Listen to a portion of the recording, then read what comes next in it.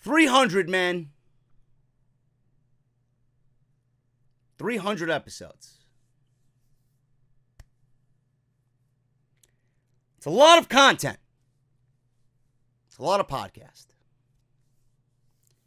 There's not many people that could honestly go out there and say that they have 300 of anything, let alone a podcast. 300 weekly, episodic. I hate that word. I don't know why I used that word, because it's so Michael Cole-esque. Gives me fucking the chills.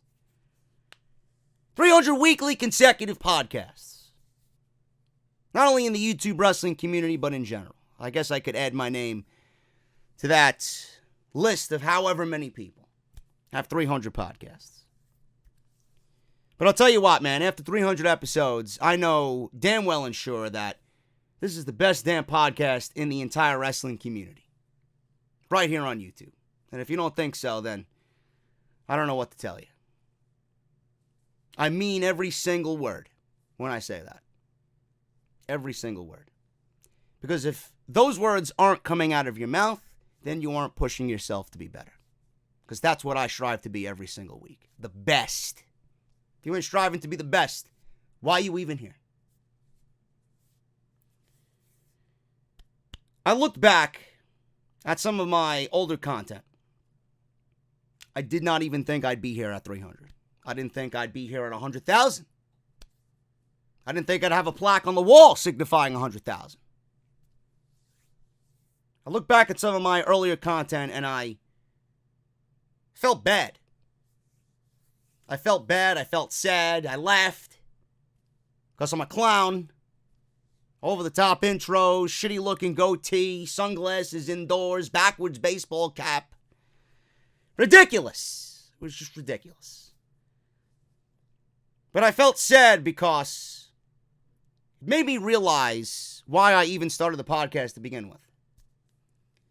And I started the podcast because I hated myself. I honestly hated life. I hated everything about who I was and what I was doing.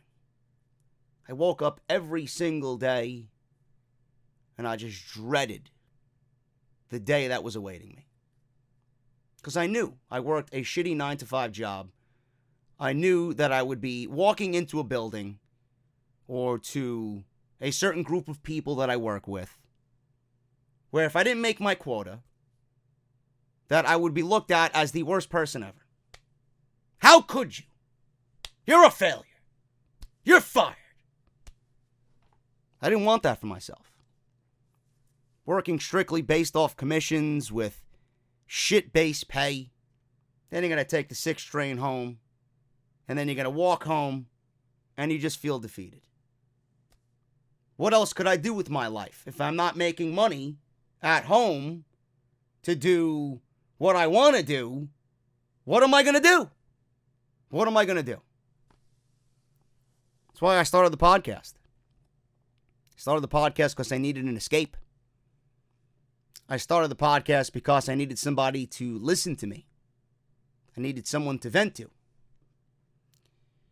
So I started the channel up. I started the podcast up. Off the Script became a thing. 1 became 2. 2 became 3. So on and so forth. And I fell into a groove. I tried to find my own rhythm. I tried to just be myself. And somehow, I'm still here at 300.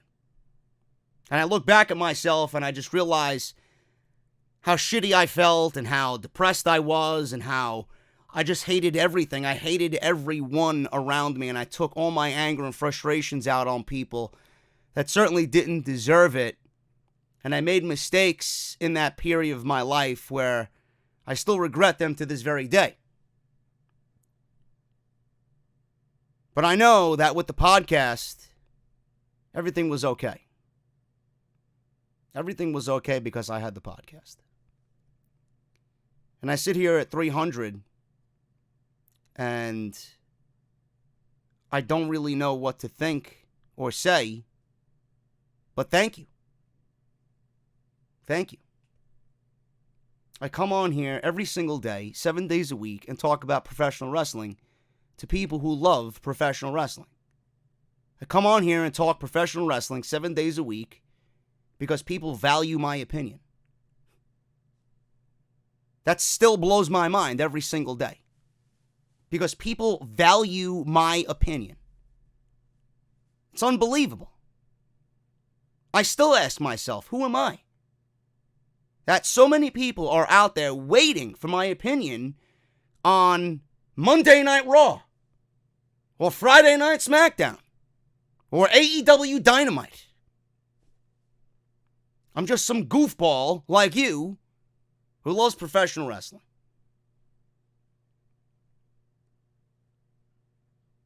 It's unbelievable to me that I even have the fan base that I have. And through this podcast, I not only have the best fan base in the community, but I have a great job at House of Glory. An unbelievable job that I wouldn't give up for anything in the world. Family that I love over there.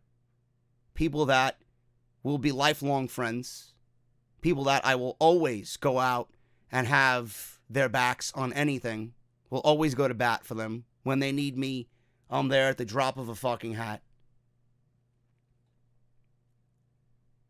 I have you guys.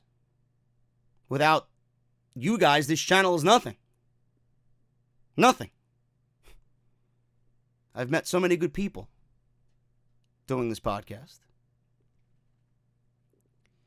You know, I've never been the type of guy to look at milestones or numbers of that nature as important. Oh, great, I'm 40 years old. Yes, great, I can't wait to get that prostate exam. Or 50 years old. Yeah, what are you getting me? What are you getting me for my 50th birthday? The Rolex I wanted? Honey, you got me the Daytona I wanted. The Milgauss. Come on.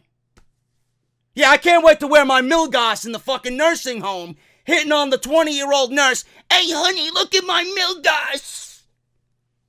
You know? Well, I got one foot in the fucking grave. I've never been somebody to look at numbers like that as important. And a lot of people ask me, JD, what are you doing for the 300th episode? Not doing anything. Not doing anything. Coming on here, same old Braves hat, same old time, same old place, same old attitude. And we're going to give you news. I'm going to talk about the wrestling news like I always talk about the wrestling news. And I'm very proud to do that. I'm very proud that the direction of this show hasn't changed in 300 episodes. It's always been direct. We've always been on that road, and we never took an exit. We never took a detour. We always stayed the course. And for the next 300 episodes, you guys, I can guarantee you, will have a podcast that will always stay on course. Not doing anything for 300. The only thing that I could possibly do for the 300th episode is say thank you. Because without you guys, looking back at episode 1 and where my life was during episode 1, I don't know where I would be without you guys. I don't. So the only thing I'm going to give you guys as far as anything for 300 episodes is, and I love you, and I thank you. This is Off the Script 300. We're going to talk about CM Punk. Don't worry. We're going to talk about CM Punk. This is episode 300. Thank you guys so very much. I love you all. Here's to the next 300 right here on Off the Script. JD from New York, 206. It's time for Off the Script. Big Show and Ryback, Strowman and Roman. Get off my fucking TV and save me the misery. And all you fucking goons, just grab a cold beer.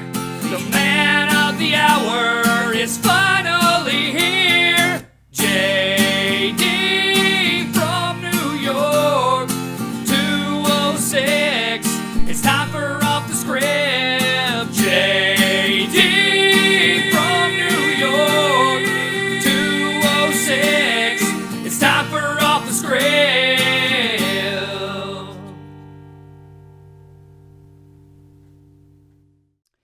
Come on, man. I hear you. I hear you. I see you. I feel you. Podcast is not even uploaded to YouTube yet. It's in the middle of recording before it even hits YouTube, and I already hear you typing. How many of you felt that beautiful nostalgia? Now, you didn't think I was going to go 300 episodes and not give you anything, right? Come on. I didn't know what I was going to do. I don't know. I don't got any fancy fireworks or green screen, but I knew I had that theme song. I knew that everybody still asking me for that theme song would be very pleased to hear that in the podcast today. I actually deleted the original file I had of that theme song because obviously when I wasn't working with Joe anymore, I had deleted it. My brother Frank wrote me a new theme song. That was the new theme song for the podcast. And I hit up Justin Bailey on Thursday night, and I asked him, listen, I got a favor to ask you. I have 300 episodes of Off The Script happening this weekend. And I'm not really doing anything special. Just news, typical banter on WWE.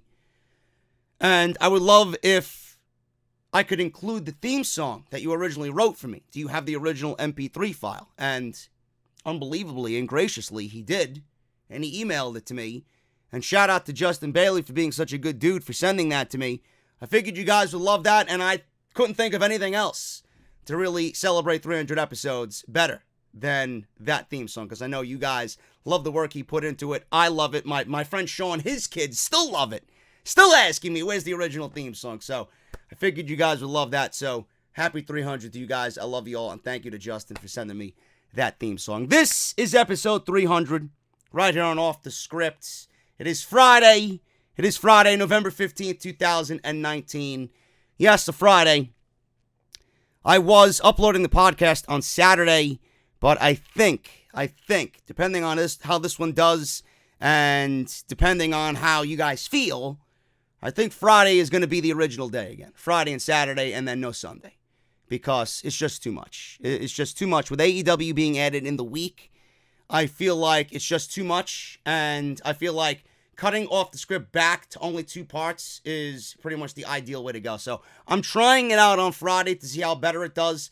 I feel like the Sunday episode doesn't get as much traction as if it was just Friday and Saturday. I feel like when I started doing Saturday and Sunday, that Saturday was doing good, but Sunday really wasn't doing all that well because of multitude of reasons. Football, people really didn't want to watch YouTube on a Sunday, whatever the case may be. But I feel like giving Friday another shot is a good way to go. So we'll see how it goes with that. But I am here on a Friday. Thank you guys so very much for joining me. We are going to talk about CM Punk. Everything about CM Punk and everything with his return to Fox. Fox. Not WWE. Not World Wrestling Entertainment. It's not going to be at the Survivor Series. It's not going to be in Chicago. It's not going to be at the Royal Rumble. It's not going to be at WrestleMania. Fox. We're going to talk about CM Punk coming back to work as an analyst for Fox. I got everything about his return. Everything about his return. And I got the news that he actually did meet with Tony Khan and was offered an AEW contract to join their company. And now Punk is back with Fox. He is working with WWE talent in some capacity, and people are already labeling him a sellout. I don't know why. You cried for this man to return for 7 years, and now he's back, and now he's a sellout. Everywhere you went, when Monday Night Raw was putting on the worst show ever, the one chant that you always went to was CM Punk. Now that he's back, now he's a sellout. We're going to shit all over you today. Don't worry. So I got everything you need on CM Punk. Also, I got news on Jordan Myles. Did he quit WWE? Did WWE fire him? What's the status with Jordan Myles? And why did he go off on Instagram yesterday? We got the video, we got the news, and my thoughts on Jordan Myles yet again right here on the podcast. The Miz and Paige signed multi-year deals with the WWE. I also have news on the Raw ratings. How miserable were they? We'll go over that as well. WWE has a Universal title match at Survivor Series. Why? I don't know what the new match is going to be, what the old match was supposed to be, and how thankful we are for the new match, even though I don't think it needs to be happening this soon. We'll talk about that as well. And we got Dynamite beating NXT in the ratings again for 7 weeks in a row. What were they? We'll go over that right here on the podcast. Again, thank you guys so very much. I love you. Thank you for being here for 300. Follow me on social media at JD from NY206. That is on Twitter and Instagram. Make sure you guys do that. We are nearing 30,000 followers on Twitter and 8,000 followers on Instagram. So thank you guys so much for the social media love. Make sure you guys also check out all the other videos that you might have missed this week on the channel. Raw, I don't blame you if you missed it because the show sucked. AEW Off The Script Elite on Tuesday, your one-stop shop for AEW news and rumors. Dynamite on Wednesday, NXT on Thursday, and today, Off The Script, early in the day. Tonight, we got SmackDown. So it doesn't stop, man. I'm here 6 days a week if I go with the new schedule, but I am here almost every single day of the week, multiple times a day sometimes. So make sure you guys check out all the content that you might have missed. Easy access for you. Every link you need is going to be linked down below in the description of this very video. If you guys want to show some support on Patreon, patreon.com/JD from NY206. We never hide anything behind a paywall. You guys get the audio formats of everything that I upload right here on the channel. It is there, not as an obligation, not because you have to. It's there because you want to. If you want to show some extra appreciation, it is there. Patreon.com/JD from NY206. And as always, the podcast is brought to you by my fine friends over at Harry's. Harry's.com/script. Guys, do you know the secret to a great wrestling show on a Monday night? I do.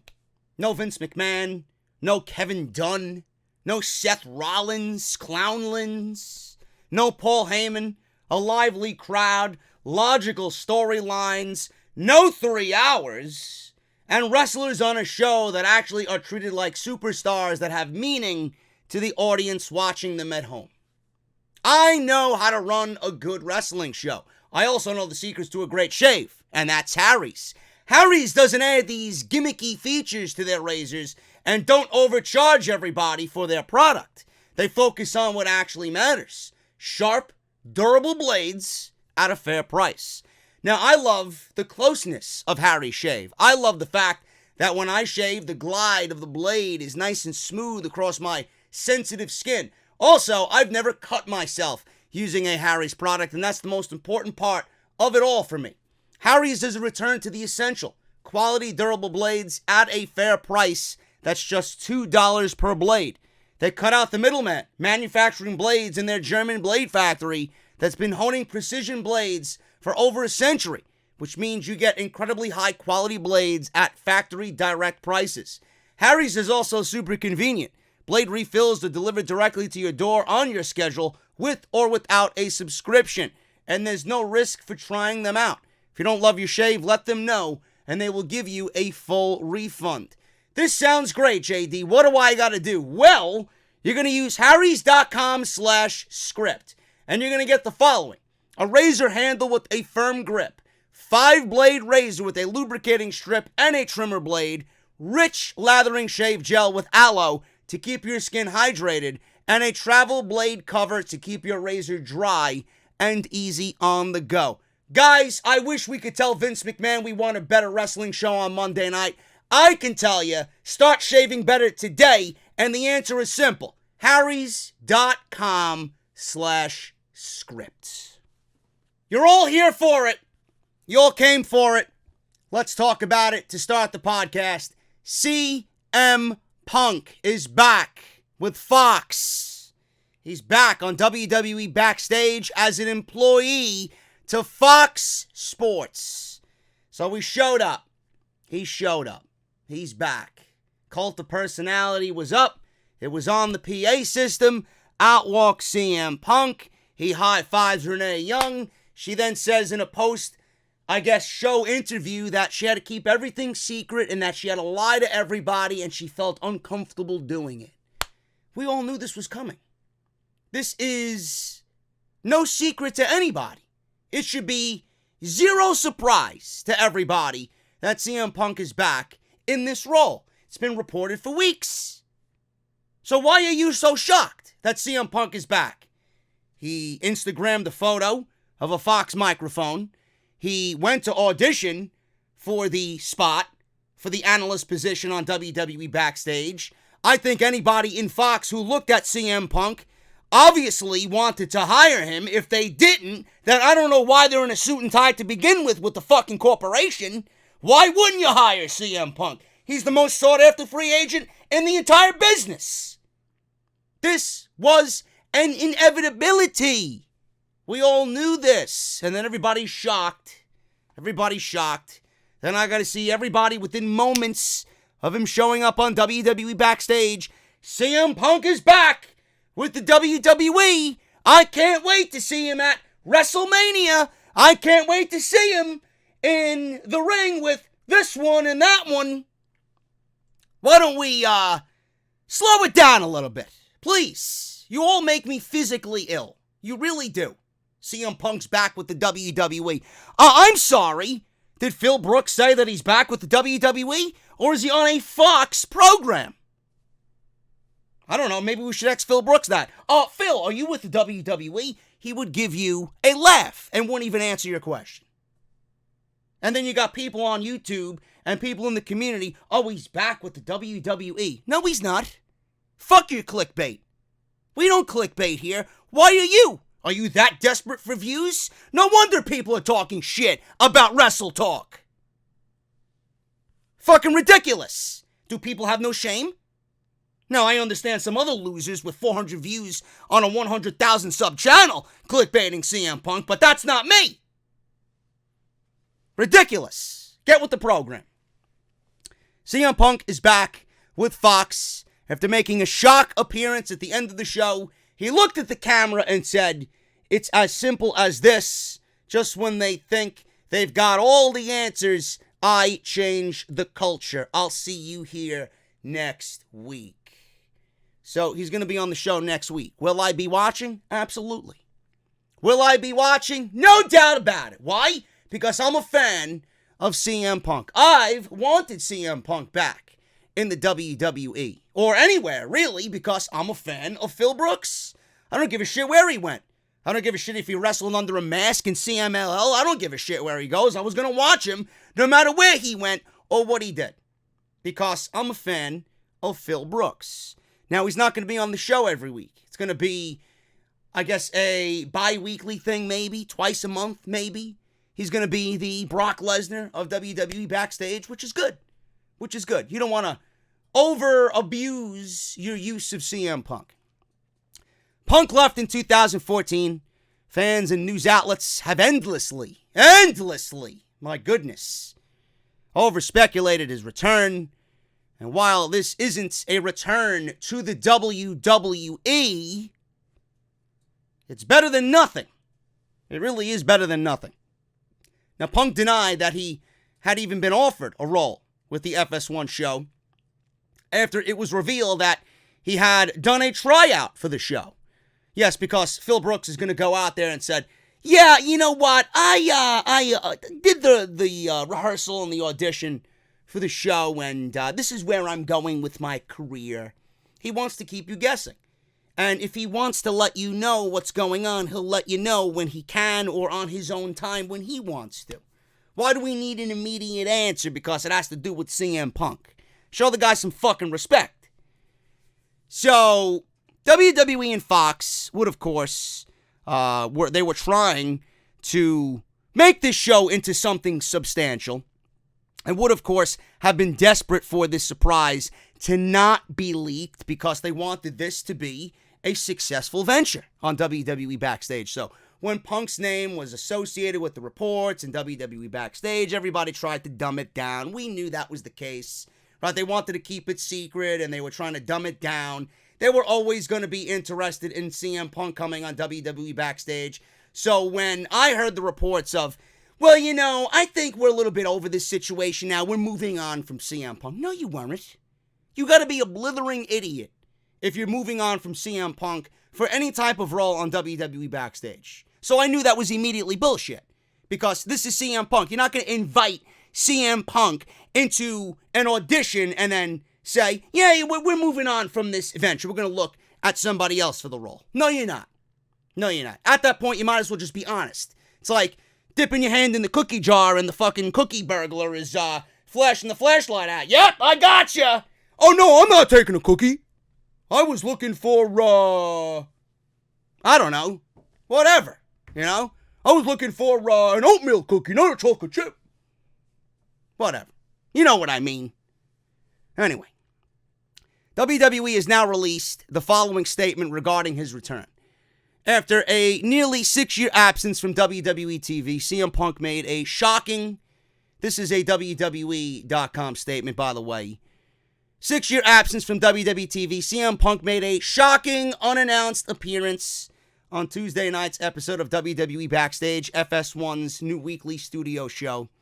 The two-time WWE champion arrived during the show's final moments, entering to the sounds of Living Colour's Cult of Personality, Punk's entrance music during his storied in-ring career. It's as simple as this.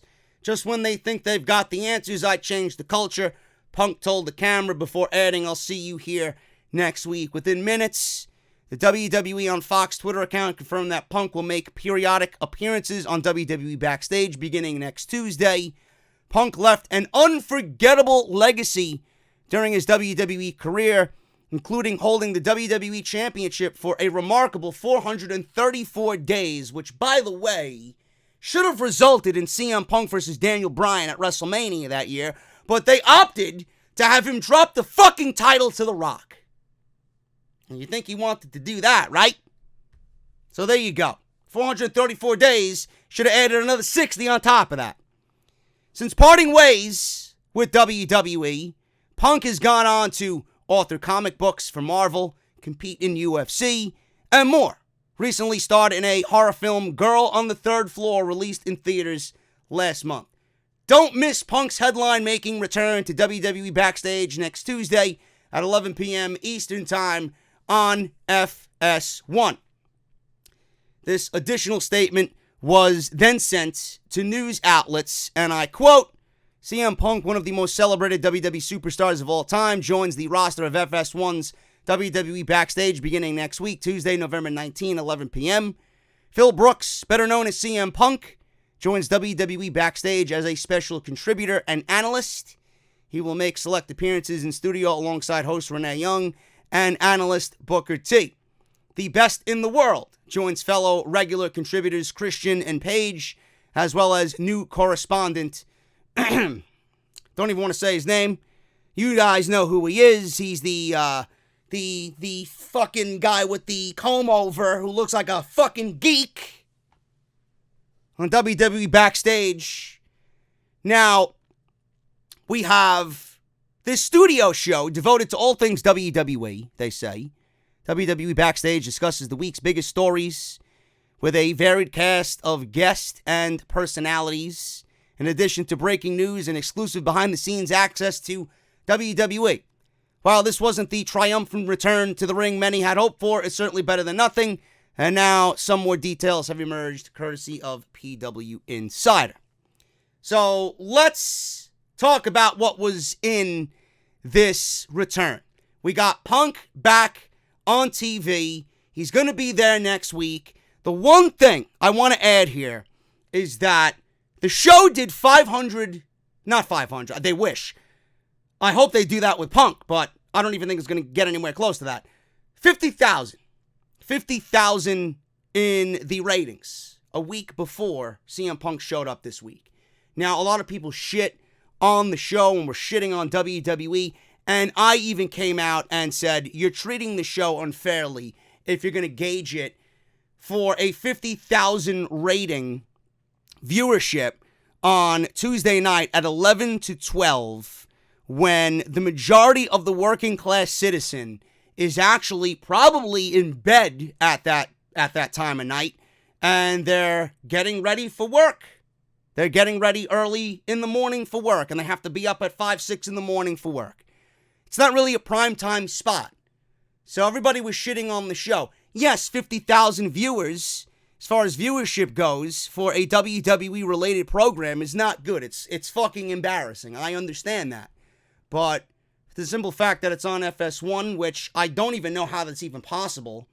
It's in 88 million homes across the United States. It's on a shit time. It's on at a shit time. What are you going to do? You're going to really criticize it at that non-prime time spot. I think you're really reaching for something and you're just shitting on WWE for the sake of shitting on WWE. Now, the one thing I'm interested in is how is CM Punk going to affect this rating? Now, the rating for this week's show was actually doubled from 50,000. Now, I'm wanting to see, and I'm very curious to see what CM Punk is going to add on top of the viewership that they got this week for next week. How many people really missed CM Punk? How many people really valued CM Punk and want to hear what CM Punk has to say about the current WWE product? And is that going to be maintained on the days that he's on? That will really give us not really a full spectrum, but a very small glimpse of the drawing power CM Punk still has and the drawing power that everybody has stated, including myself, that CM Punk is the only last remaining game changer in professional wrestling. That if you put him on a show, he is an absolute game changer. There is nobody else. This is it. And this is going to be a good test, a good trial run to see what type of influence he has on the ratings. Even though it's not a Raw or a SmackDown, it's going to be a good test to see what type of drawing power he really does have. Now, moving on from this, PW Insider says this. The report is that Punk's deal is with Fox. Let me repeat that again for the fucking idiots out there that want to argue just constantly with people that they don't even know about where Punk is. Oh, he's with the WWE. Oh, no, he's with Fox. Oh, no, he's with the WWE, but he's on a WWE show. He's working for Fox, but he's on a WWE show, so that's the same thing.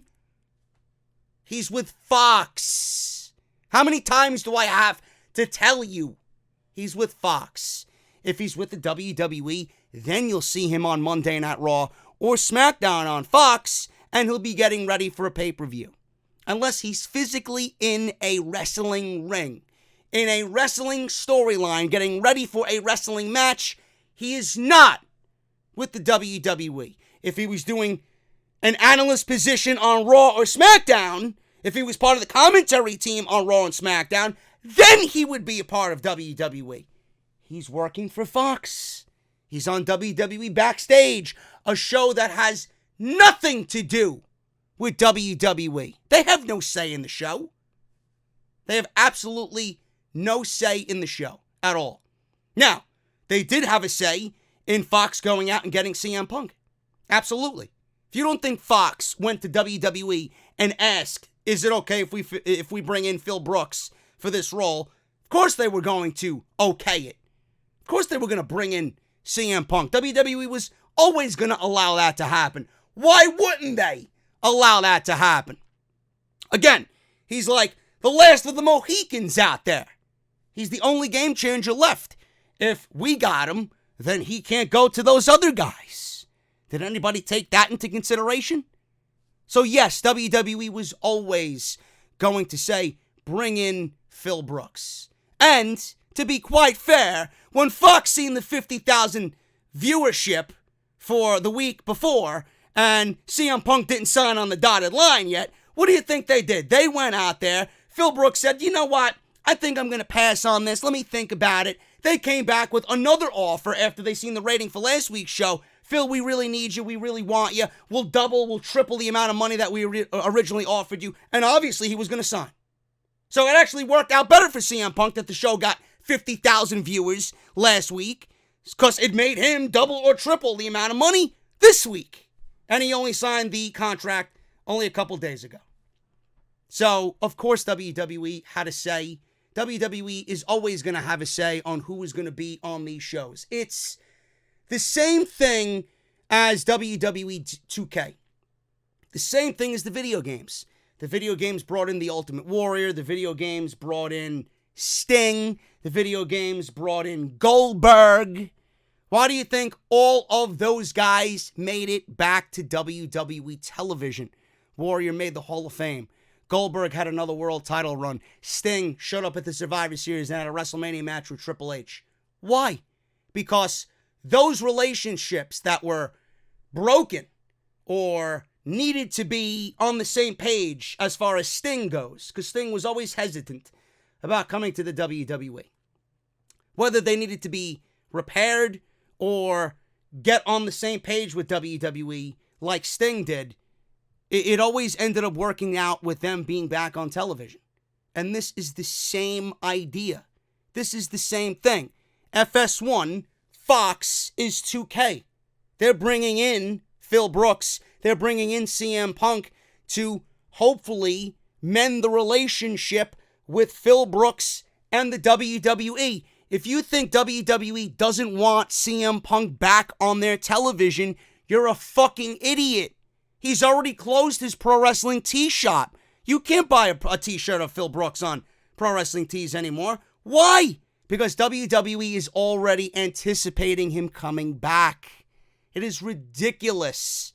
They need him. They know they need him, and they know without a shadow of a doubt that whatever has happened in the past, they are ready, willing, and able to talk with him and give him whatever the fuck he wants. It's going to be unbelievable for him in the end. But we'll get to that in a little bit. But this is the 2K situation, but with FS1 and Fox. He is going to be in the middle of a pretty much relationship mending or repair with FS1 facilitating it, and WWE is going to be waiting for Phil Brooks to be like, okay, let's move on. Because that's what 2K did with everybody else.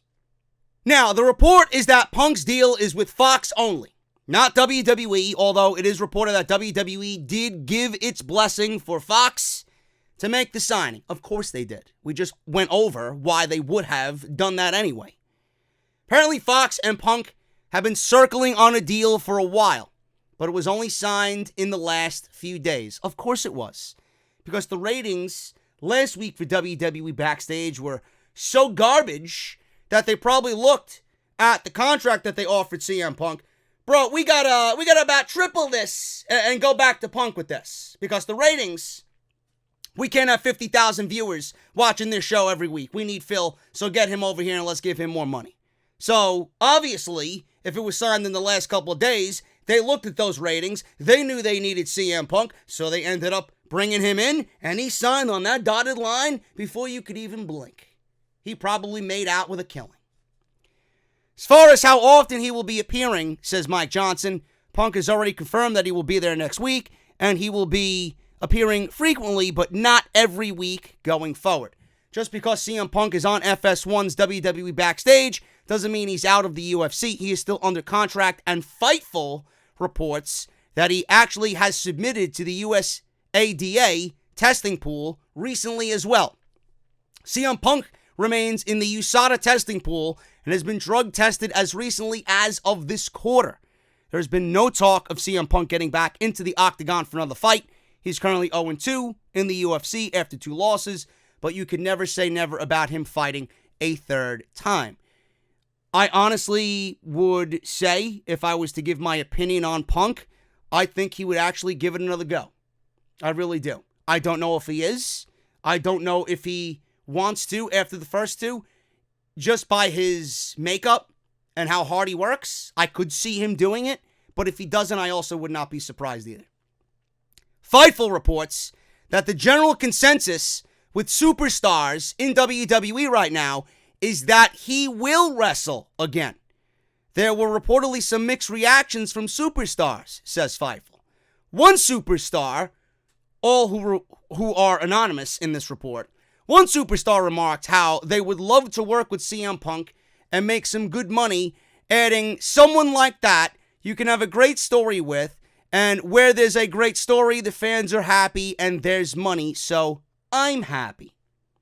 I don't know who said that. I really don't.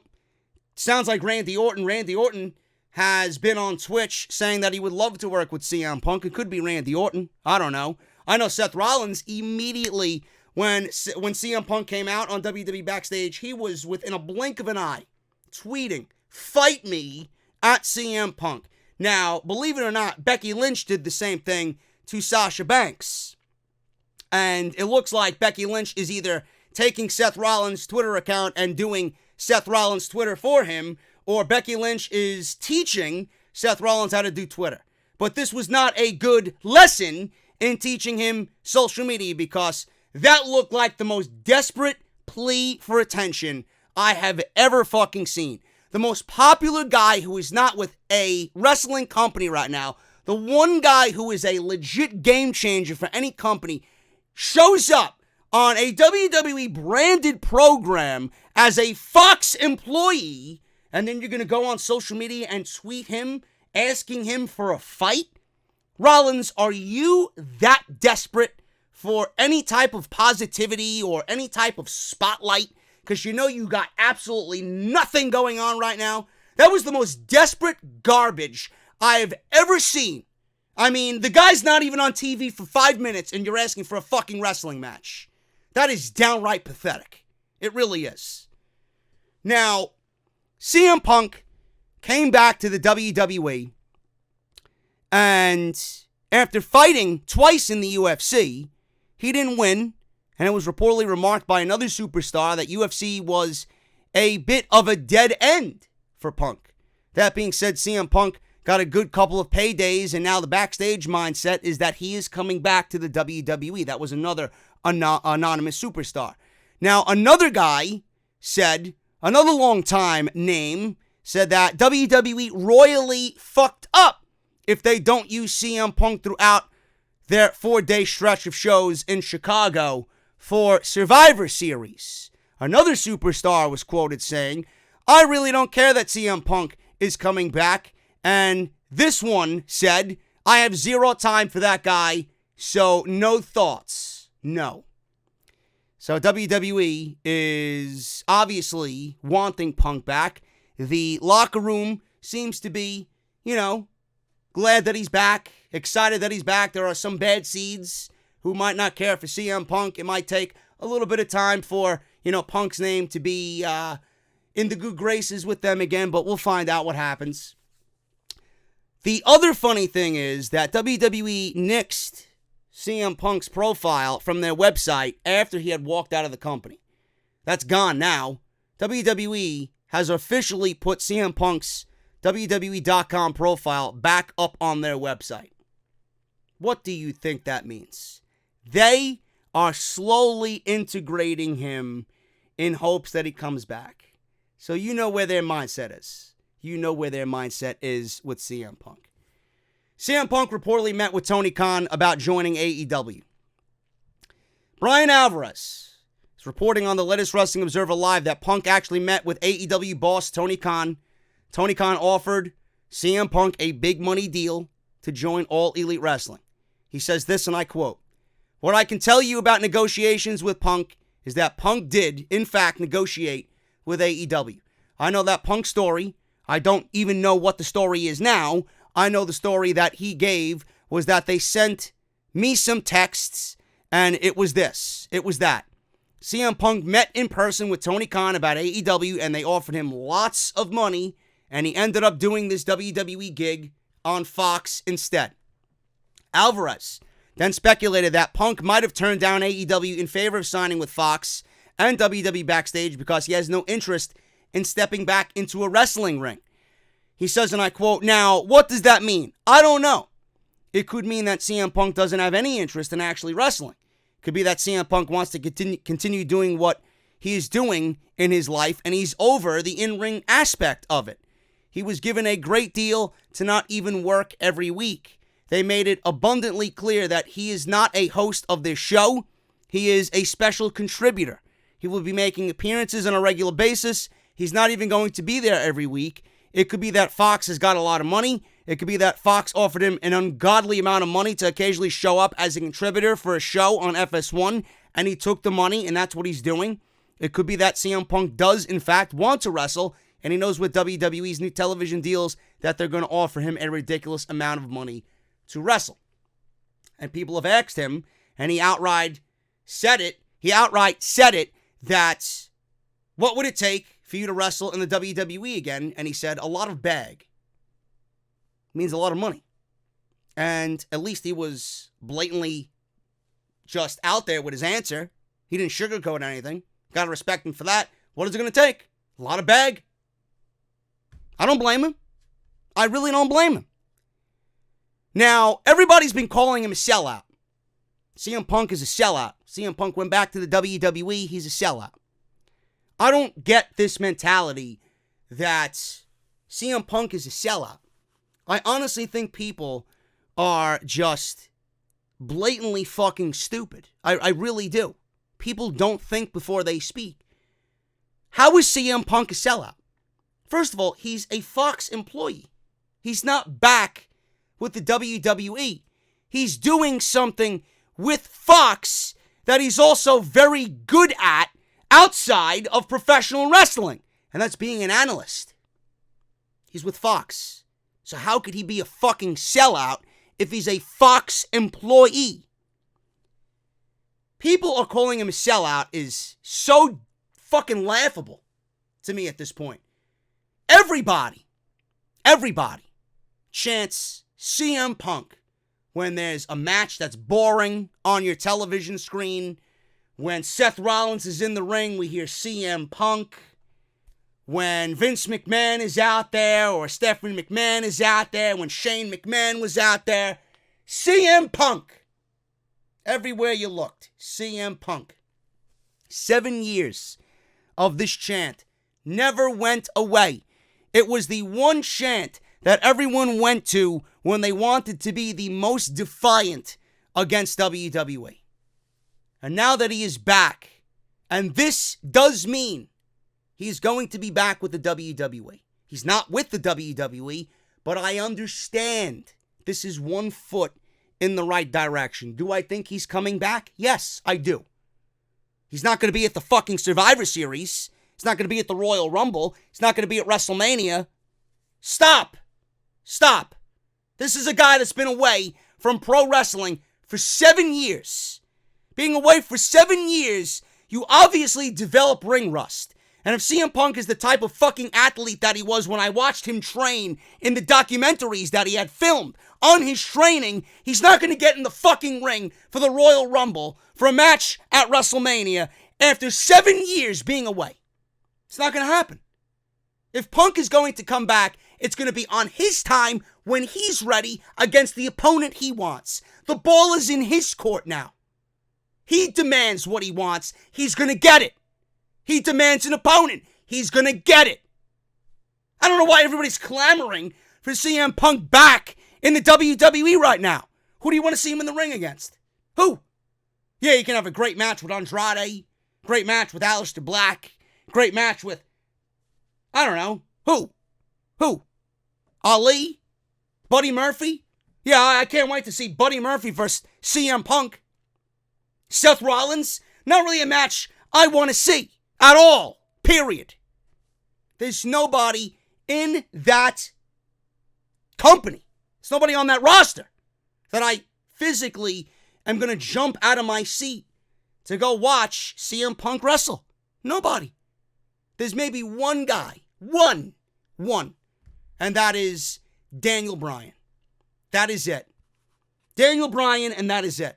And even that, it's not going to have the same appeal as it should have had at WrestleMania. That should have been the WrestleMania fucking main event the year he left.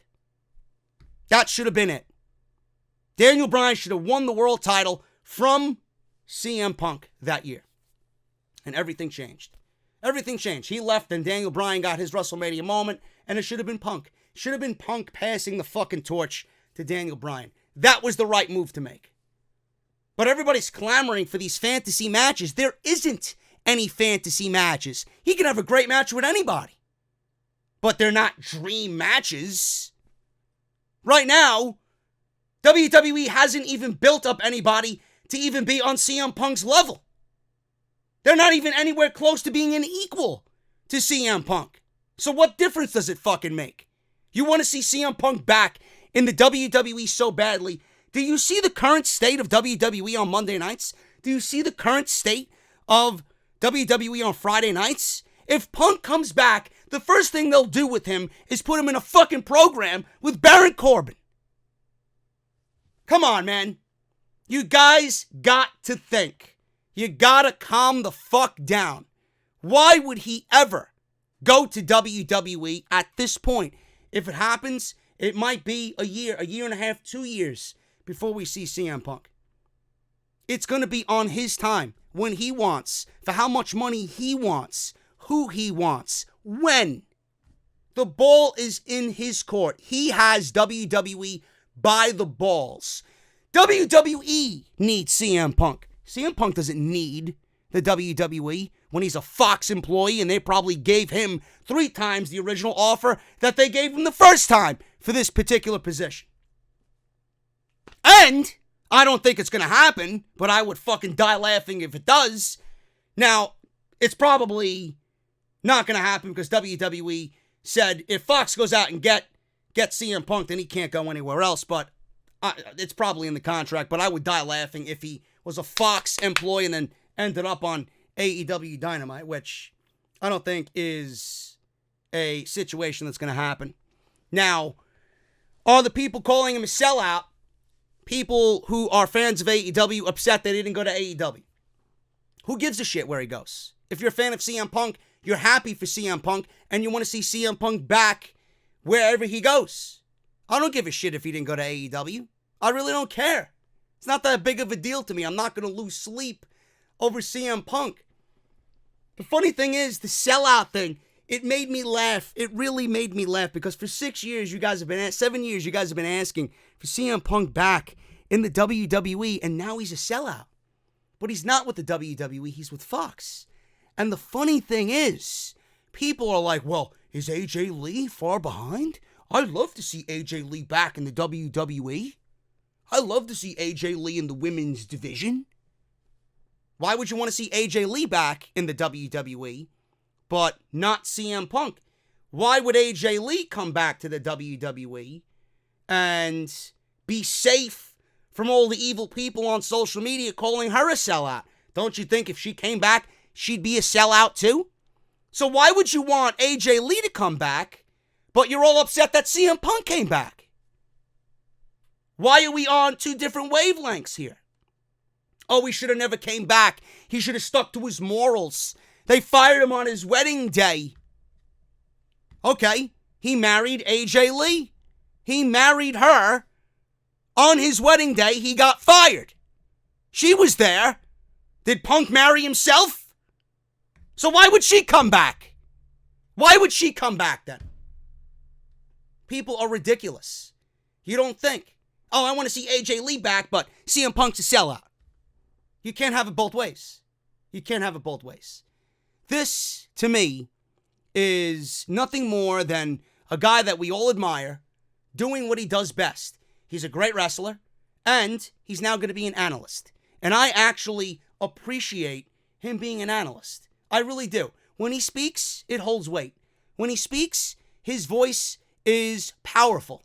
And you listen, because he has legitimacy behind everything he says. I hope that they don't hold him back. I hope that they don't sugarcoat his answers. I hope that he's able to be truthful and honest about certain situations that we see on WWE television. If not, it's not going to be CM Punk. And then at that point, you can call him a sellout all you want. Then you could really go in at him and call him a hypocrite and a sellout. But this is the same guy who was just recently interviewed by Collider about wanting to come back. He's always loved pro wrestling. He was in a dark time. He was going through so many different situations. Court cases with Dr. Ahmad. Court cases with Colt Cabana. He was in a dark place. Stress beyond belief. Who the fuck knows what that man was going through? And he was interviewed by Collider, and he always answered the wrestling questions with legitimacy, honesty, and respect. He never turned any of the wrestling questions away. Yeah, he could be a troll. Yeah, he could be a narcissistic prick at times, but he deserves to be one. But he's always answered them with a sense of honesty that we should really appreciate. And he sat down with Collider, And he said, the old Phil Brooks would still be harboring these emotions and these feelings about what had happened. Being fired on my wedding day and all the shit that I said. This is a new Phil Brooks. I want to live this part of my life drama-free. He wants to put everything behind him. And whatever that means, only Phil Brooks knows. But if the man wants to live in peace and the man wants to live stress-free, then the man certainly deserves to live in peace and he deserves to live stress-free. Nobody can tell him otherwise. If that's what he wants, that's what he wants. If he wanted this, that's what he wants. He's good at it. He auditioned. He was better than everybody else that they had auditioned with him. So obviously he got the job because not only is he CM Punk and he's got the most name value and the most name notoriety, he was better than everybody else. Otherwise he wouldn't have gotten the job. So let the man do what he has to do. Stop going out there and creating false narratives about CM Punk. Stop it. He's not coming back to the WWE right now. He's not coming back to fight Seth Rollins at WrestleMania. Seth Rollins and CM Punk is not a fucking WrestleMania match that I'm clamoring to see. Oh my God. I don't even want to see Seth Rollins on fucking TV, period. Never mind in a match against CM Punk. If he's going to be back in the ring, it's going to be when he is ready. He's not going to be ready for the Royal Rumble. This man's been away for 7 years. Give him the opportunity to do this. Let him get the itch to go back by doing this. Maybe he does. If he does, great. Then we should be happy about it and not call him a sellout. And if he doesn't, we should be happy for him just because. I'm just happy to see him back on fucking television. The one thing that I was upset about was that everybody was going out there clickbaiting about, oh, CM Punk is back in the WWE. No, he's not. Unless I physically see him on Monday Night Raw and I hear Cult of Personality on the PA system on Monday or Friday night, he's not in the WWE. He's not in the WWE at all. So cut the bullshit. Stop the clickbaiting. Stop coming up with fantasy matches. Fantasy matches and fantasy match videos have been made in the last 7 years. We don't need to go through this bullshit again. Let the guy do what he has to do. The only thing we should honestly be just looking forward to with CM Punk is that he's open and honest about what he says and does on WWE Backstage. Because why the fuck did you hire him in the first place? I think this is a great move. Am I happy? Yes. I'm not happy about the clickbait. Am I happy he's back? Yes. Am I hopeful he comes back? Do I think he's going to come back? Yes. Is he a sellout? No. What did he sell out to? He sold out to be an analyst on Fox Sports? I don't know. Sounds like a good deal to me. Sign me up. I'll sell out 5 times over. Give me a fucking break. Cut the bullshit. CM Punk is back with Fox. This is one step in the door to WWE. WWE obviously gave Fox the blessing to go out and get him because why the fuck not? They know what they need. They need Punk. They need notoriety. They need star power. Punk is the only remaining last of the Mohicans in this business that has any fucking just ratings grab. He's the only one that moves the needle. They know that. Why wouldn't they let Fox go out and get CM Punk? He will be back in the WWE. Give it time. He's back with Fox for now. Let's enjoy him in his new role. We're at the point in the show where we have to talk about Monday Night Raw. Now, it brings me great pleasure to know that CM Punk is one step in the door for a pro wrestling return. Because he's with Fox and not WWE yet. Remember that. But it brings me great sadness to know that I have to talk about Monday Night Raw. In fact, I already feel myself dying on the inside because I have to talk about the rawful episode that was Monday night. Dreadful. Absolutely miserable. Don't even know why they show up to work anymore. I really don't. I don't even know why the people that are associated with this show up to work anymore. Like, why? I really don't. And the fact is, they're never going to get better. They're never going to get better. Paul Heyman's era of Monday Night Raw is a fucking failure. A failure. And I would tell that to his face almost immediately. A fucking failure. Oh, but JD, Vince McMahon's in charge of the show. I don't give a shit. You're Paul fucking Heyman. Change it. Lobby for something different. Yet we got fucking Sin Cara and Andrade 4 weeks in a row.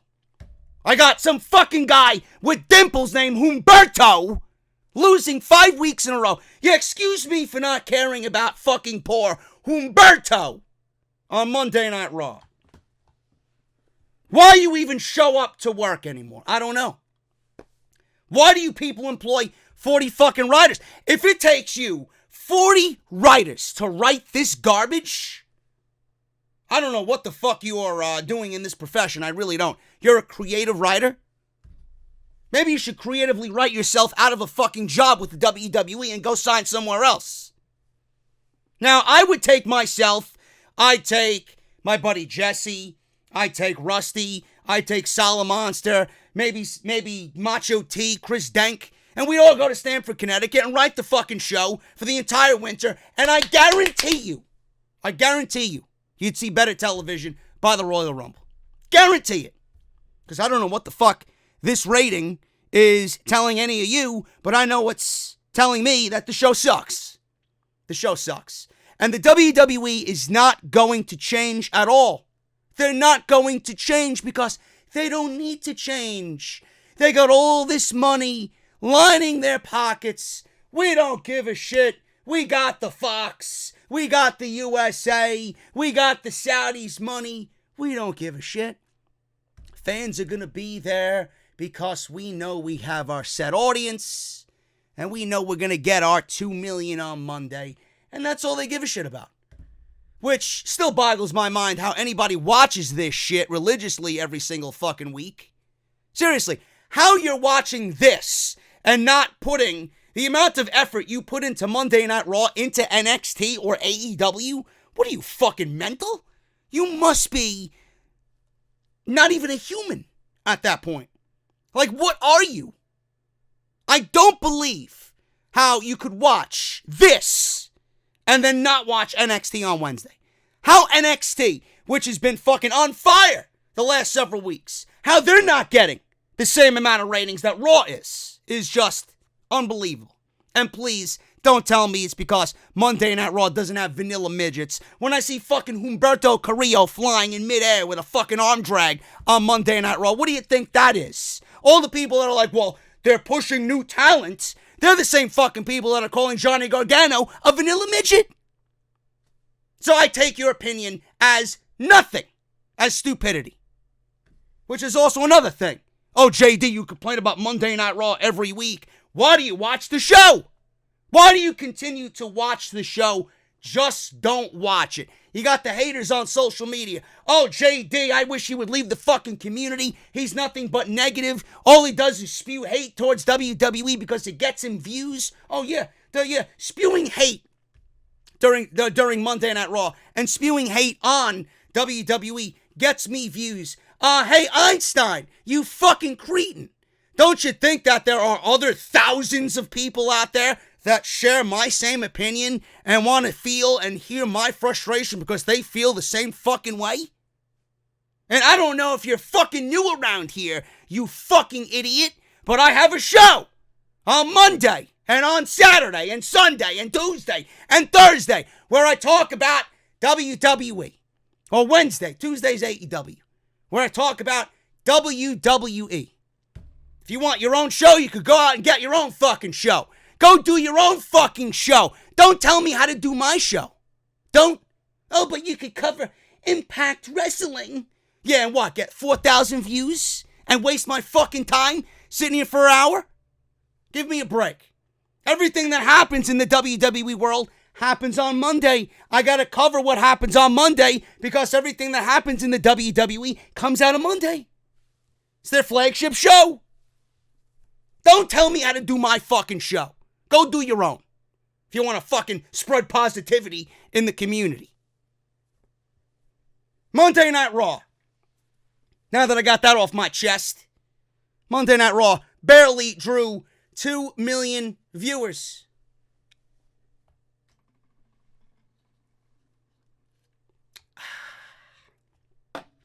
When I see that, that brings a fucking smile to my face. I love it, man. Barely 2 million viewers. They deserve it. They absolutely deserve it. The average viewership for this week, whatever. Last night, please. If I have to go back to fucking watching that shit again, I'd fucking hang myself. Average viewership for last episode of Monday Night Raw Monday was 2.06 million viewers. This is the lowest show for a non-major holiday show ever, even though the last show was a Veterans Day show in the United States. It isn't considered a major holiday that would impact viewership. In the U.S., there was a major football game on Monday night with the unbeaten San Francisco 49ers facing the Seattle Seahawks. The game was really close and drew 2 million viewers, more than last week's game, which I believe was the Cowboys and the Giants. Raw was down 76,000 viewers from last week, so it doesn't seem like the football game had that much impact on the ratings. Instead, it appears Raw is continuing on a downward trend of viewership. This week's show was taped, and many folks had already seen the spoilers of the show. Really now. I don't think that's the case at all. If you had seen the spoilers, you would have tuned in to watch the Lana segment and then watch the OC go up against another cavalcade of fucking clowns like they usually do, and Seth Rollins cry, bitch, and moan, and get booed in the building to have WWE edit the fucking crowd to add cheers in because they're afraid of their golden child, Seth Rollins II, or Roman Reigns II, I should say, who's pretty much playing Roman Reigns in this current version of WWE. You know, he's getting booed everywhere, but they gotta pipe in fucking cheers to protect him. That's what's going on there. Apparently, none of this drew on Monday Night Raw. Imperium was there, Walter versus fucking Seth Rollins. Nobody gave a shit. Lots of people said they were changing the channel on social media Monday. A lot of the times, this would be, you know, people bluffing. Oh, I'm going to change the channel. Oh, I'm not watching. Yet they're ending up watching the show anyway. But it appears several people did, in fact, live up to their word, because the hourly breakdowns are as follows. 2.36 for 8 p.m., 2.06 for 9 p.m., and man, that Lana and Bobby Lashley Rusev storyline is fucking setting the world on fire. 1.75 million viewers. That is 610,000 people. 610,000 people. Dave Meltzer reports that the final couple of minutes of Monday Night Raw drew a 1.2 rating. 10 p.m. is late. I get it. The show should not be 3 hours. I get it. People did not want to stick around for the OC versus Orton, Ricochet, and Humberto. It's no secret Raw lost a lot of star power in the draft, and I don't know if Vince is if he's going to do anything to stop the bleeding here on Monday nights. I don't think he cares. I really don't. SmackDown is his top priority now. He doesn't give a shit about Monday Night Raw, so let Paul Heyman do with Monday Night Raw with what Paul Heyman needs to do with Monday Night Raw. Seriously. Gut it from the inside out and start over. Seriously. The entire show needs to be blown up into smithereens and start from ground zero. That's what needs to happen. And I don't mean Lashley, Lana, and fucking Rusev in this pregnancy, fake pregnancy, having sex, big, black cock, BBC, Pornhub, whatever the fuck they got going on. Fuck it. This needs a complete overhaul. This show needs a goddamn fucking exorcism in the worst possible way. I don't know what has to happen, but I doubt anything is going to happen because they know that they have their core casuals that tune in every single week, and that's what you're getting. They're not generating any new viewers. They're not really bringing in new eyes or generating any interest. They don't give a shit. They don't give a shit. And that's the sad fucking part about it. And they're taking it out on us. They think what they're doing is good television. Then when Wednesday shows up, their own fucking promotion is embarrassing the fuck out of them. Vince's son-in-law is putting him to shame in everything that he's doing. AEW is putting Monday Night Raw to shame. If AEW was on Monday night, I wouldn't give Monday Night Raw a fucking glance at all. If Dynamite was on Monday, I would not change the channel at all during Dynamite. It's awful. It's just awful television. I don't know how you could defend this shit. I don't know how you can find any redeeming quality about Monday Night Raw. Ever. The show fucking sucks. From the bottom all the way to the top. The show fucking sucks. And listen, they're going to be in Boston, Massachusetts next Monday. They got the Viking Raiders versus Kurt Hawkins and Zack Ryder planned for a tag team championship match. Why do you put those two teams together, you say? Well, I don't know. They were in fucking Munich, Germany over the weekend, and Zack Ryder and Kurt Hawkins won a tag team title opportunity on a house show. I don't know who the fuck is asking for the Viking Raiders versus Kurt Hawkins and Zack Ryder on Raw, but I'll tell you what I'll be doing during the fucking show. Not giving a shit. On Twitter, complaining that the show sucks. This show is absolutely god-awful. And I'm going to continue telling you it's god-awful. You'll know when it's good. When I say it's good. Because that's the only time it will be good. When I say so. Moving on. AEW. They beat NXT in the ratings for a 7th straight week. Another week is gone. Wednesday Night Wars. AEW wins again. No shit. NXT almost caught up with them last week. But this week, Showbuzz Daily reports that AEW pulled in 957,000 viewers this week. The show was main evented by the Inner Circle versus SCU in the AEW World Tag Team title match. That was the main event. Their rating was up from last week's 822,000 viewers. WWE's NXT show brought in 750,000 viewers. When everything was said and done, USA's WWE NXT show dropped 0.05 to 0.25 last week. NXT brought in 813,000 viewers. This is a good sign for AEW fans, but they have yet to crack 1 million viewers yet again. Listen, they don't need to crack 1 million. It's a goal that was predicted that they wouldn't even get in week 1. We got it in week 1. We got it in week 2. Then we started to see it die off a little bit. We started to see it normalize back to where it's going to be. And this is where the average viewership for AEW is going to be. It's going to be hovering around 900, 950, maybe inching closer to 1 million. But this is where they're going to be. And they had a huge increase in viewership because they were coming off a major pay-per-view that was very, quote-unquote, controversial and talked about in Omega and Moxley. So everybody wanted to see what they would do to follow up all the talk of the Full Gear show. And I'm expecting, with War Games coming up next Saturday, that following Wednesday for NXT, it's going to experience the same increase. I don't know if it's going to beat AEW, but it's going to be enough of an increase to make it close. They might actually beat AEW. Who knows? AEW might go down next week. I don't know. But NXT should expect a bump in the ratings for themselves because of War Games. And what does it show you about the fan interest going into the Survivor Series now?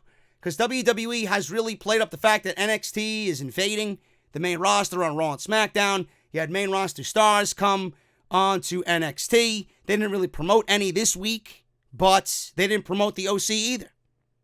And they drew a big rating for that show. And here we are with 750,000 viewers in the midst of an invasion, and anything can happen on these shows. And the shows have been great, right? Had a great ladder match with Io Shirai and Mia Yim. And they drew 750,000 viewers in the middle of a Survivor Series build. What does it say about that? Are people losing interest? Are they not doing enough? Are people thinking that it's kind of repetitive? I don't know. I don't know what people are thinking. Maybe they're just not interested anymore and just want to wait till Survivor Series. Maybe they got enough. Maybe they know what's happening at War Games and just are waiting for War Games. Maybe they know what's going on with Survivor Series and they just want to watch Survivor Series and then we'll see what happens with the follow-up. I don't know. People are very fickle. People are very wish-washy.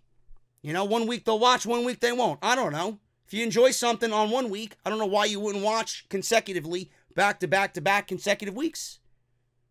It's ridiculous. And how these shows are not pulling together more viewers than Raw is just mind-boggling to me. It really is. Because Wednesday is the night to watch professional wrestling. If you're not, you're missing out on some great fucking shit. Some of the best shit that you're seeing all year in 2019 when it comes to this sport.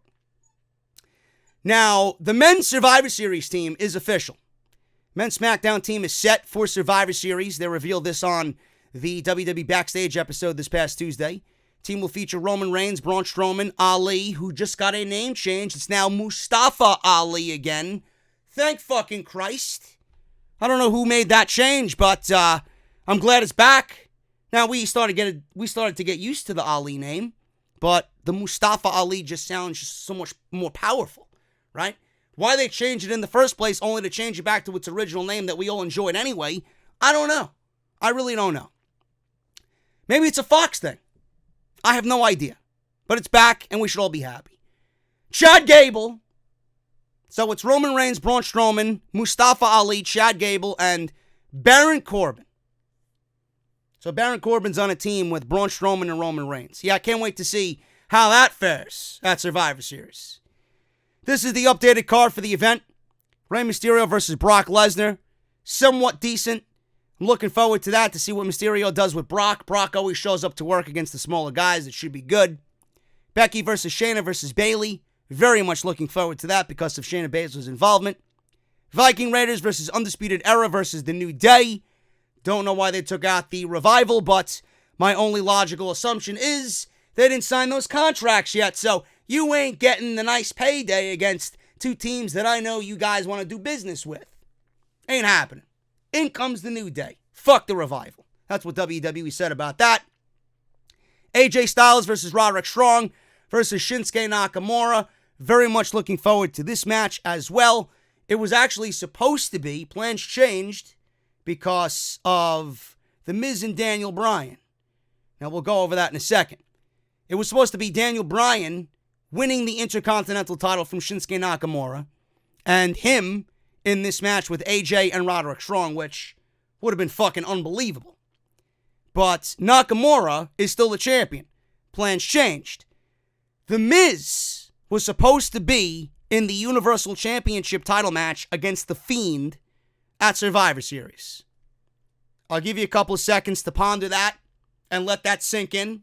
I know it makes me sick to my stomach as well how WWE had him win the Universal title, had him move over to SmackDown, and the first person that they have him feud with is The Miz.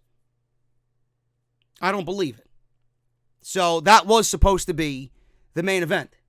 Now, that's changed. Now, they went with something else, which we'll talk about in a second. So it's Styles, Strong, and Nakamura. That match is going to be awesome. Survivor Series elimination match, Team SmackDown, Sasha, Carmella, Dana Brooke, and they just added Lacey Evans, which I don't understand. They just willingly picked Lacey Evans to be on the SmackDown team, yet they just announced on social media on Thursday that it's going to be Nikki Cross versus Bayley for Nikki to gain entry into the match. Why are you having Lacey Evans just get added to the team just like that? Yeah, we'll pick Lacey Evans for the team. She hasn't competed to be on the team. She didn't win a match to be on the team. I didn't think we were going that route this year. Why is that? Why is it that most of the fucking teams that have been assembled have just been assembled by just picking fucking names with whoever's left on the roster that's not in a triple threat match? Why are you picking fucking matches randomly and teams randomly, but having others advance and get on teams by winning matches? That doesn't make any sense whatsoever.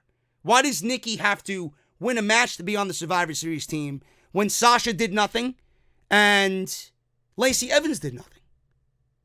How fair is that? I don't understand this company. Raw, do they even have 5 women on that roster? I don't know. NXT, I don't know who they're going to pick either. these triple threat matches, they seem to be going with these 5-on-5-on-5 triple threat matches. This is going to be a complete fucking disaster. I am not looking forward to any of these matches whatsoever. So it's Roman Reigns, Braun Strowman, Ali, Chad Gable, and King Corbin versus Seth Rollins, Randy Orton, Ricochet, Kevin Owens, and Drew McIntyre against Team NXT. Who that's going to be, I don't know. Because most of Team NXT is probably going to be the same team from the War Games match against the Undisputed Era. And the same could go for the women's match as well. Because who else do they have? So that's the Survivor Series right now. November 24th, Chicago. Should be good, mostly. And these Survivor Series matches look like a complete fucking disaster waiting to happen. So that's my thought on that. And my voice seems to be going. I don't know why, but my cough just doesn't want to go away. WWE changed up plans for the Universal title match at Survivor Series. The Miz was scheduled to face Bray Wyatt at the Survivor Series. He is scheduled to face Bray Wyatt at Mexico City for the Universal title. The original direction was The Miz versus The Fiend at Survivor Series as well. Dave Meltzer explained during Wrestling Observer Radio why these plans had to change. He says, and I quote, "I believe the original idea was The Fiend against The Miz, and they were going to shoot that angle on the show that got messed up from Saudi Arabia." So, Tommaso Ciampa showed up on that SmackDown and beat The Miz. Perhaps that was enough for Vince McMahon to take The Miz out of the match against Bray Wyatt. The thinking could have been that since Ciampa beat The Miz, then nobody would be in the realm of believing him that he would be able to compete with The Fiend for the Universal Championship. So, on Thursday, it was reported that not only will Daniel Bryan versus The Fiend be taking place at Survivor Series in just over a week, but the match could be the main event of the pay-per-view. I don't know why this match is even happening. I don't know why the match is happening at Survivor Series. I don't know why you would even book the match so soon when there has barely been an interaction between the two outside that one backstage with Sami Zayn with the lights going out and The Fiend giving Daniel Bryan the mandible claw. I don't understand it. But the match could be announced on SmackDown tonight. We'll see what happens. And WWE has confirmed that Bryan will be the special guest on the Miz TV episode that they have planned for tonight. WWE.com had an article to say on this Miz TV segment, and I quote, this is from WWE.com, so if it sounds cringe, you know why. "There won't be a shortage of topics to discuss when the new Daniel Bryan joins The Miz for Miz TV this Friday night. Why are they still calling him the new Daniel Bryan? I don't get it. The former WWE champion has appeared conflicted for weeks with the prospect of aligning himself with Sami Zayn and Intercontinental Champion Shinsuke Nakamura. Now he's also got The Fiend Bray Wyatt to worry about.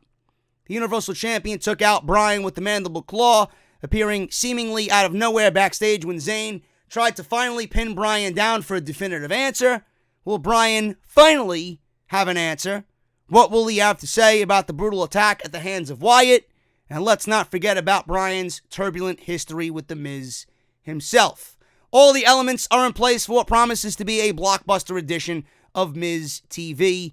Don't miss it this Friday on Fox 8/7 Central. Now, you have to be mentally fucked up to even conceive The Miz and Bray Wyatt for the Universal Championship at any show, let alone a fucking pay-per-view, okay? I would fire this fucking fool on the spot. You ever see those fucking caricatures or a fucking cartoon when they are contemplating something to themselves and you see the fucking little dots above their head and you see the thought bubble just pop up with something that they're imagining or thinking? Imagine that's a WWE creative fucking clown in Stamford, Connecticut, and you see the dots, floating above his head, and you see the thought bubble just materializing, and he's thinking this. Before the fucking thought bubble even shows up above his head, I'm firing this fucking asshole on the spot for even contemplating that as an idea. I don't know how anyone in this company could look at that match and think, That is a Universal Championship match people are going to pay to see. This is what you moved Bray Wyatt to SmackDown for? This is what you gave him the Universal title for? The fucking Miz? Hey, what has the Miz done for the Universal Championship or a championship at all? He's nothing but a fucking talk show host. So please, spare me. Oh, it's new. Oh, it's fresh. No, it ain't. It's not worth my fucking time. I don't give a shit who he's in the ring with. A. That's A. B.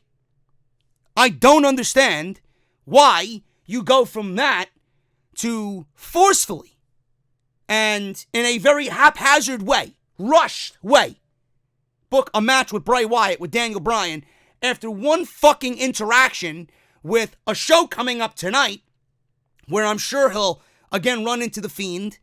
And how many more weeks we got? That's it. That's it. We got one more SmackDown after that. So realistically, if WWE plays their cards right and we see what we should see over the next couple of weeks, an interaction between Daniel Bryan and the Fiend, that still doesn't leave enough time for that type of match to fucking develop. You're going to book Daniel Bryan and Bray Wyatt in a fucking title match in 3 weeks just to get it on Survivor Series? Why? Why do you need Bray Wyatt on the Survivor Series? Why? I don't give a shit if other titles are defended.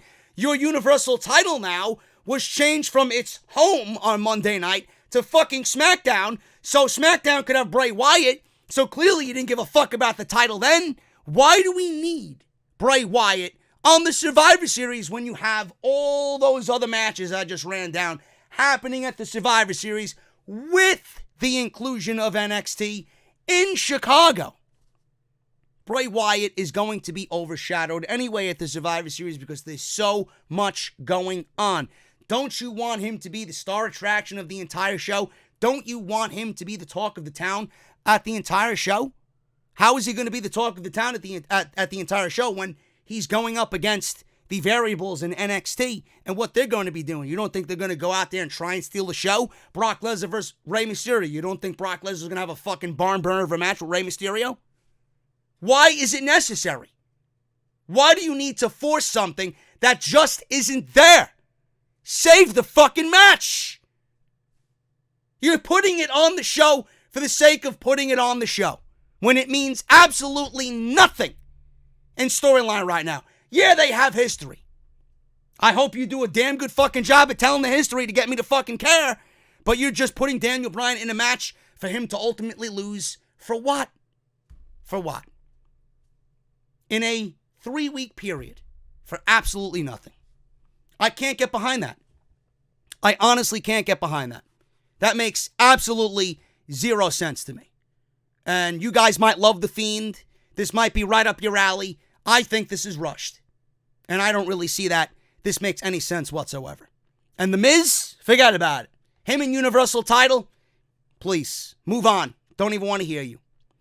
Speaking of The Miz, he signed a multi-year deal with the WWE. He just signed a new deal with the WWE last year for 5 years. And now he signed a new multi-year deal, which I guess he added another year on his contract. This was reported on WWE Backstage with the return of CM Punk, with the news of the SmackDown Survivor Series teams. We had The Miz and Paige sign multi-year deals. WWE is currently trying to lock down as many of its current stars to long-term deals, and there was never any doubt about The Miz going anywhere. Where the fuck is he going to go? He's the WWE lifer. The Miz is a lifer in this company. He's not going anywhere. Seriously. He's had a great WWE run. He's been IC champion, tag team champion, WWE champion. He's main evented WrestleMania, Intercontinental champion. He had a great feud with Dolph Ziggler back in 2016 that really brought the IC title back to where it should have been. He's had a good run. He's not fucking breaking down barriers or walls anywhere. It's not going to be, the one guy that I look at as the greatest of all time, but he is a WWE Hall of Famer for sure. He's had a comfortable fucking career. He's never gotten injured. He's living the life. He's married to Maurice. He's got 2 fucking kids. He's got a brand new house. He's got a Hall of Fame career ahead of him. He's got all the new contract. He's living life. Good for him. Good for him. So he signs. He's a WWE lifer. He ain't going anywhere. He signed through 2025. Miz also locked down Paige. She didn't really say anything on the matter, but The Miz did.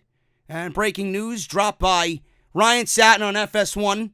WWE Backstage, I just signed a new multi-year deal with WWE. It's been my home for 15 years, and it'll continue to be my home for years to come. I promise to work harder than ever to continue to give you must-see TV. It will be awesome. So there you go. Now, if Paige, if she really wanted to wrestle, she would have done what Daniel Bryan was almost close to doing, and that was tease leaving the company and go wrestling somewhere else if she really wanted to wrestle. Because if Bryan wasn't locked down, he was absolutely leaving the company. If WWE didn't allow him to wrestle where he wanted to, and he outwardly said that, he wanted to stay with WWE and he wanted to wrestle. If they didn't allow him to wrestle, he was going somewhere. Whether it be Ring of Honor, New Japan, fucking Mexico, somewhere. He was going. And WWE allowed him to wrestle. They didn't want him going anywhere else away from their watch. And they let him back in the ring. And he signed. But if Paige wanted to go wrestle, she could have done the same thing, and she refused to. So she must be happy in the role that she's got. She's comfortable. She's making, some decent money with the WWE. She's, still on TV in a prominent role. Even though it's not wrestling or what she really wants to do, it's a point where she can live comfortably and still be in that spotlight and still be Paige, And now she's a little bit more liberated on WWE Backstage. She could be a little bit loose and be herself. It's a good deal for her. So both of them have signed multi-year deals, and I'm not surprised by that whatsoever. Finally, guys, we are going to talk about Jordan Myles. Save this for last. Jordan Myles quits WWE. Now, I got the video, and I'm going to play the video for you right now. Salrex sent me this. It's not the entire clip. It's pretty much just him in his car or wherever he is, and he's just looking into the camera, and it's about 10-15 seconds. He goes off for whatever reason, and he is very direct to everybody watching him live on Instagram, and this is what he says.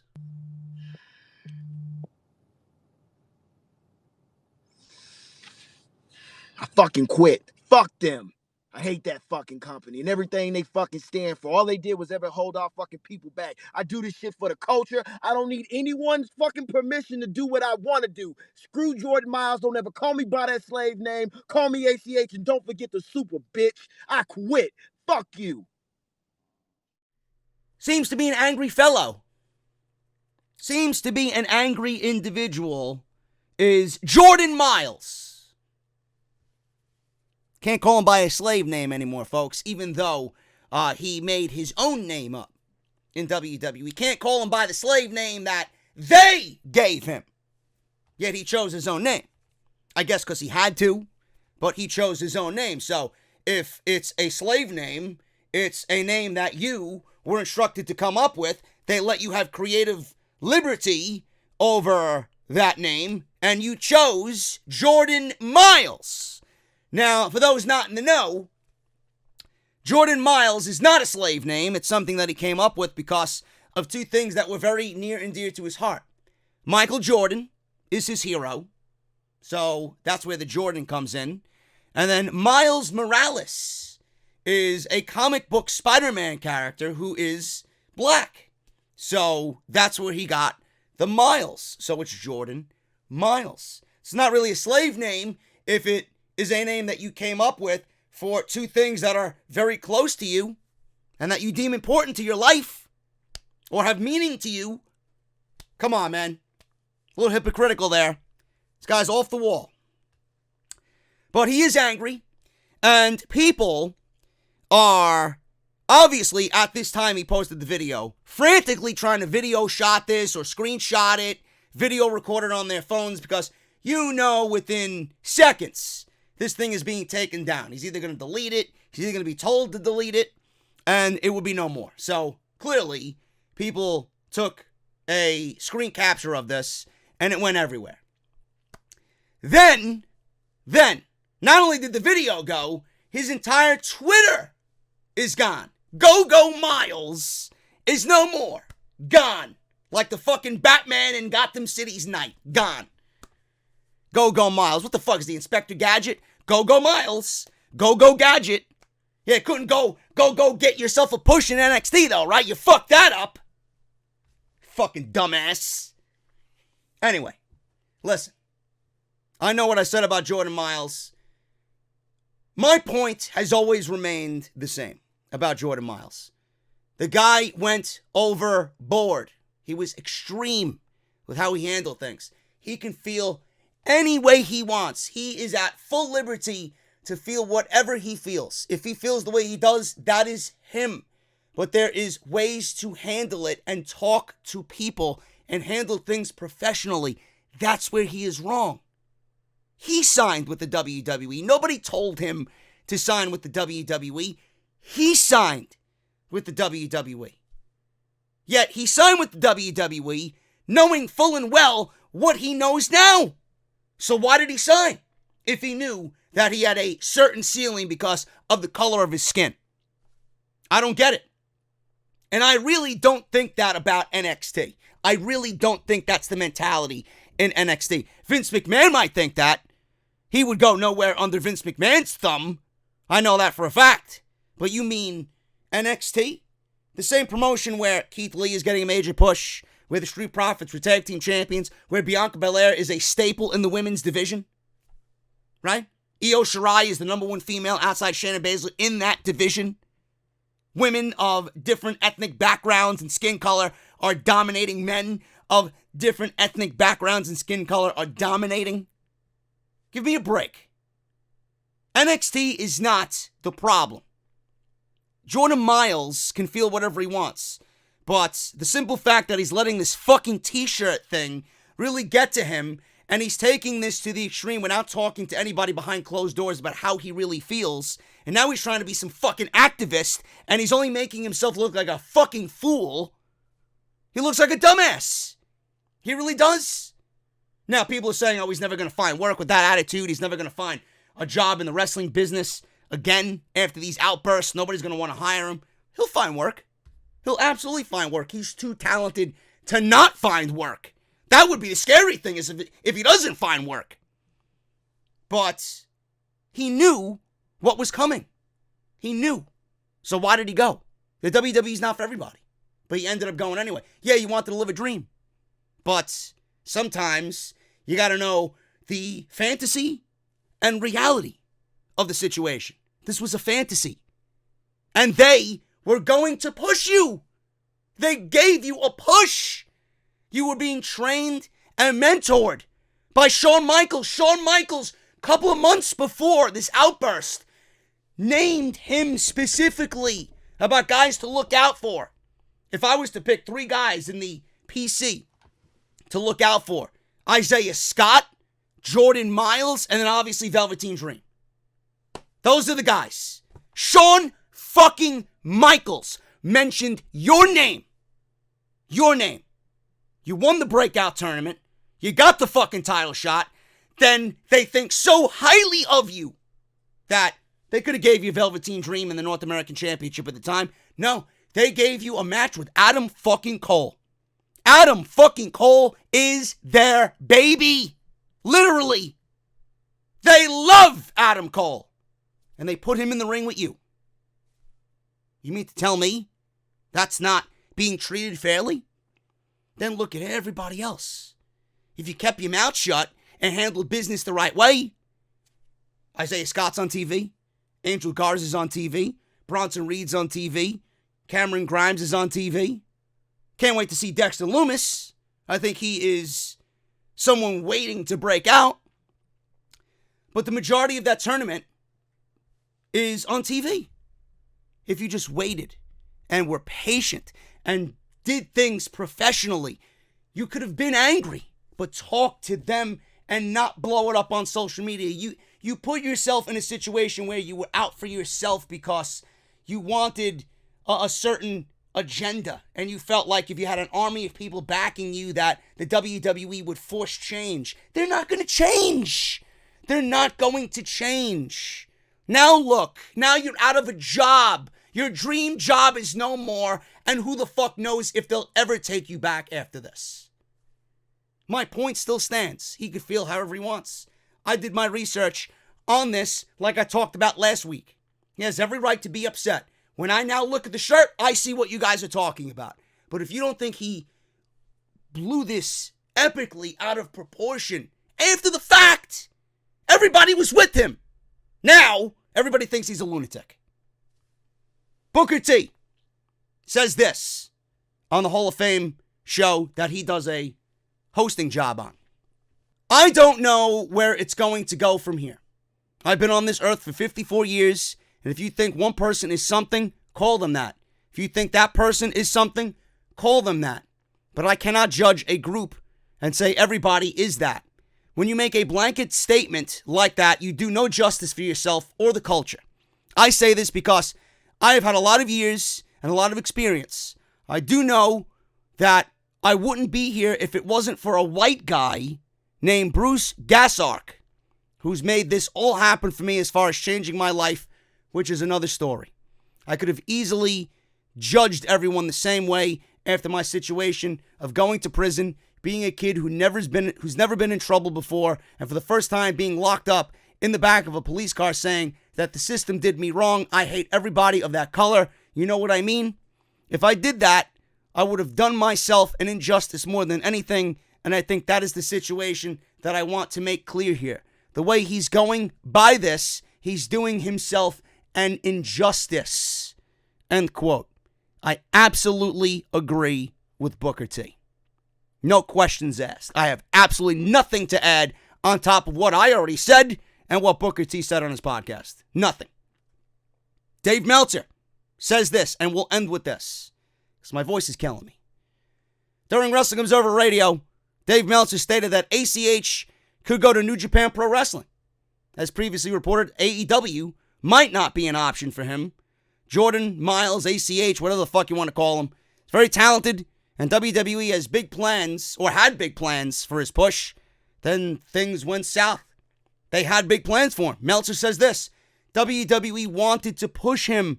They had him win a tournament, and he absolutely was going to be a major star on the NXT show. That was the plan. Then it all unraveled. And that's the basic situation. He fucked himself over. He's trying to be an activist for the culture, and he's making himself look like a fucking lunatic. He's a martyr for himself. It's ridiculous. It is absolutely ridiculous that this guy just willingly threw all this away, and all he had to do was be professional about the situation. Instead, he took it to another level, and it's escalated to where it is now, and he's ruined his WWE career. Meanwhile, everybody was ready to back him. He had the backing of upper management in NXT. Gone. He's gone. He quit WWE. We won't be seeing him, if ever, again. Ever again. Guys, I'm getting out of here. Hope you enjoyed the podcast. Let me know what you think down below. My voice is absolutely killing me. I don't know why. I honestly had to cough a few times in this podcast, and I hate the fact that I'm not 100%. Don't even know how I got sick. Don't even know why I'm still sick. I've been taking very good care of myself. Been taking the proper medication. I've been resting. I haven't been pushing myself too much. And I feel physically, my body feels okay, but it's just my goddamn cough. And it's just like, I feel like I'm at the tail end of this thing and it just won't go away. But let me know what you guys think. Episode 300 is in the books. I will be back on Saturday for part 2, where we will talk about Roman Reigns talking about the negative reaction that Seth Rollins gets on a weekly basis. He talked about this on a new podcast with Corey Graves after the bell, and we'll dive into the fact that WWE altered that entire Seth Rollins segment on Monday Night Raw, being that it was a tape show.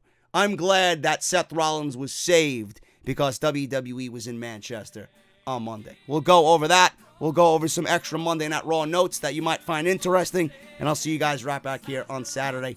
Hit that thumbs up for 300. Let's get 3,000 thumbs up on this video. What do you say about that? 3,000 thumbs up. Make sure you guys follow me on social media at JD from NY206. That is on Twitter and Instagram. Make sure you guys hit that subscribe button down below. Turn on that bell for all notifications. Let me know what you think of all the major stories we talked about in this show today. And if you guys want to go check out the other videos that you might have missed, everything you need is linked down below. Guys, have a cold beverage on me. Tonight, I'm having a hot green tea, and I'm going to bed early. And I'll see you guys on Saturday for not only House of Glory and the tribute to Matt Travis, but I'll see you guys right back here on part 2 for episode 300 of Off the Script. See you guys then.